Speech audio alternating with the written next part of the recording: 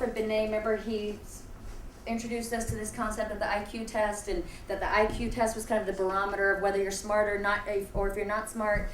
But the IQ test basically is only measuring mathematical, logical, and verbal analytical. And instead, there are multiple ways to be intelligent, just like David was speaking about. So somebody could have a high level of verbal analytical, they could have a high level of mathematical logical. Those tend to be the two intelligences that are deemed as being intelligent, when in fact there are all these other ways. There's interpersonal, intrapersonal, kinesthetic, artistic / spatial, musical, and then naturalist. So multiple ways of knowing or understanding.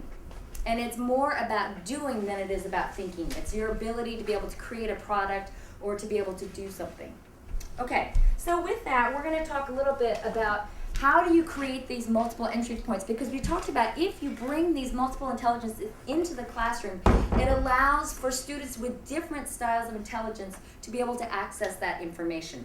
So on your worksheet here, on your handout, there's one of the things, I think sometimes when we start to think about how can I bring multiple intelligences into my classroom, it feels overwhelming. But there really are a lot of small, simple ways that we can do this. For example, when you all were turning and facing David, then you turned your chairs, that was a little bit of kinesthetic intelligence or kinesthetic involvement. Simply moving your chair.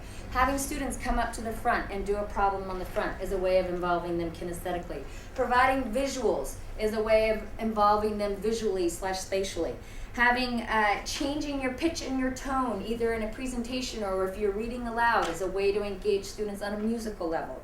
Having students describe through words, describe using images, enact through movement, and calculate using numbers. These are all different intelligences and small steps of ways that you can start to bring this into the classroom.